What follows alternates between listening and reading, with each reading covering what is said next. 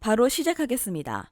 먼저 엘체와 지로나의 경기를 분석해 보도록 하겠습니다. 스페인 1부 22의 엘체입니다. 아직까지도 리그 승리가 없습니다. 리그 19위인 카디스와도 승점이 7점으로 벌어지는 등 현재로서는 유력한 강등 후보로 볼 수 있는 상황입니다. 팀의 연령대가 꽤 높은데요. 특히 수비진의 구성은 모두 노장이라고 해도 과언이 아닌데 베르투, 비가스, 로코가 모두 30대에 접어든 상황입니다. 피지컬적인 부분에서 아쉬운 부분이 큰 상황인데 라인을 내리고 대처를 하고 있지만 1대1 대응 능력도 썩 좋다고 보기 어려운 것이 사실입니다. 결정자는요, 페르난데스, 차베스, 팔라시오스, 파스토레 선수가 결정할 것으로 보입니다. 스페인 1부 14위의 지로나입니다. 강호 빌바오를 잡아내면서 무승 행진에서 벗어났습니다. 최근 레알 마드리드와 빌바오 두 상위 전력을 상대로 1승 1무의 성적을 만드는 등 반등의 계기를 확실하게 잡았는데 지난 두 경기에서는 전력 차이로 인해 점유율을 확보하는 데 실패했습니다. 그러나 올 시즌 지로나의 컨셉은 철저한 지공과 점유율을 확보했고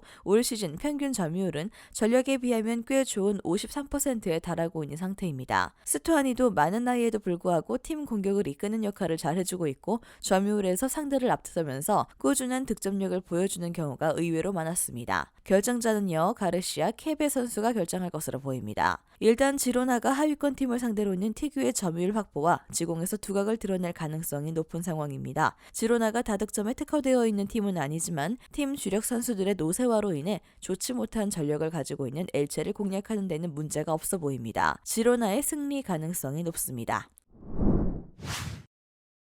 다음은 빌바오와 레알 바야돌리드의 경기를 분석해 보도록 하겠습니다. 스페인 1부 7위의 빌바오입니다. 기복 있는 모습을 보이면서 순위가 갈수록 하락하는 상황인데 챔스권인 4위와의 차이가 승점 3점 차이라 빠르게 분위기를 수습하고 다시 순위 경쟁에 돌입해야 할 필요가 있습니다. 최근에는 빌바오의 장기였던 역습이 힘을 잃은 듯한 모습인데요. 무니아인의 결정이 꽤 큰 영향을 미친 것으로 보입니다. 역습을 막기 위해 상대가 압박을 가하는 것을 개인 기량을 바탕으로 풀어나가면서 기점 역할을 하고 있던 선수라 역습의 힘이 다소 줄었다는 것이 중론입니다. 지난 경기에서는 가르시아가 공백을 메우려고 해보았지만 패스 성공률 63%에 그치는 등 역할을 제대로 해주진 못했습니다.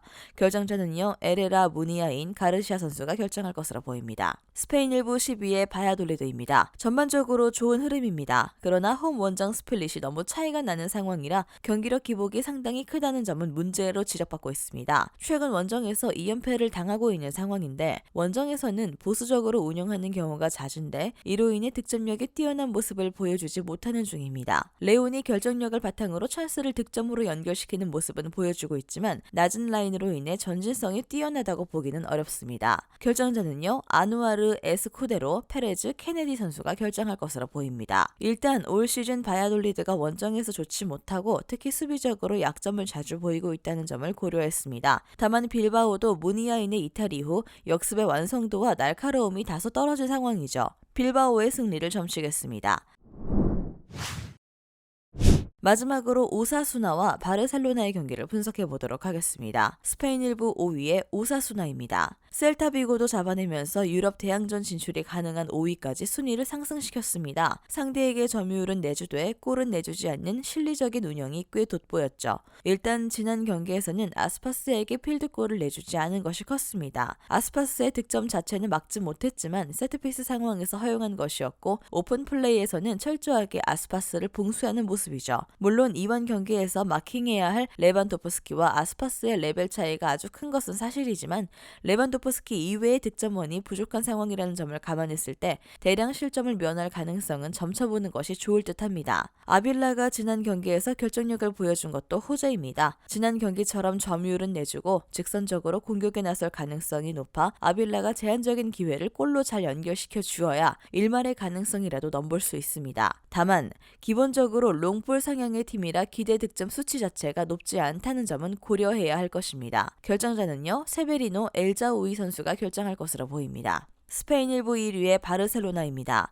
알메리아를 잡아내고 피케의 은퇴전을 잘 마무리 지을 수 있었습니다. 다만 이로 인해 안 그래도 얇았던 수비진 뎁스가 더 부족해져 버린 상황이 되고 말았습니다. 지난 경기에서 크리스텐센이 복귀전을 치르긴 했지만 겨우 5분을 교체로 뛰었을 뿐이었습니다. 마르코스 알론소까지 센터백으로 당겨 쓰고 있는 상황이고 발이 느린 알론소와 부상에서 돌아온 지 얼마 되지 않은 크리스텐센이 센터백을 구성할 것으로 보이는데 라인을 높이는 바르셀로나의 뒷공간 역습을 잘 커버할 따라갈 수 있을지는 의문입니다. 부스케츠 대용 조합으로 중원에서 꾸준히 수적 우세와 점유율을 확보하는 것은 호평할 만합니다. 다만 여전히 레반도프스키에게 다소 치우쳐 있는 득점력은 고민인데요. 지난 경기에서 덴벨레가 득점을 기록하면서 최근 5경기에서 2골 3도움을 기록하고 있지만 빌바오전에서 1골 3도움을 몰아친 덕을 많이 보았습니다. 팀 레벨 차이가 있긴 하지만 엘클라시코와 뮌헨과의 챔스에서도 레반도프스키가 꽁꽁 묶이자 무기력한 모습을 보인 만큼 레반도프스키의 의존도를 점차적으로 남아 줄여갈 필요가 있습니다. 결정자는요, 쿤데, 아라우호, 데파이, 로베르토, 가르시아 선수가 결정할 것으로 보입니다. 기본적인 중원의 힘이 강해 점유율 확보에 큰 문제는 없고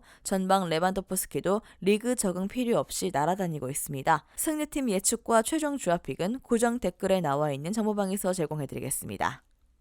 영상에서 알려드리는 내용들은 모두 1차 분석 내용들이며 2차 분석과 최종 조합픽은 영상 하단 고정 댓글 링크로 문의 주시면 안내 도와드리도록 하겠습니다. 시청해주셔서 감사합니다. 아직도 혼자 분석하고 계신가요? 이슬TV 스포츠 정보방에서는 실시간 스포츠 커넥션을 통한 소통하는 관리 시스템으로 확실한 수익을 전해드리고 있습니다. 정보방 입장 조건은 없으며 일반인들은 쉽게 접할 수 없는 배당 흐름 분석, 모든 경기 라인업과 결장자, 마지막으로 분석 모델링을 통한 최종 조합픽까지 무료로 제공해드리고 있습니다. 물론 마음에 안 들면 둘러보시고 나가셔도 됩니다. 혼자 하면 단기간으로 수익을 볼 수도 있겠지만 함께 하면 장기간으로 꾸준한 수익이 가능합니다. 정보방 무료 참여하시고 꾸준한 수익을 원하시는 분들은 영상 고정 댓글 링크로 문의 주시면 안내 도와드리겠습니다. 늦지 않았습니다. 함께 합시다.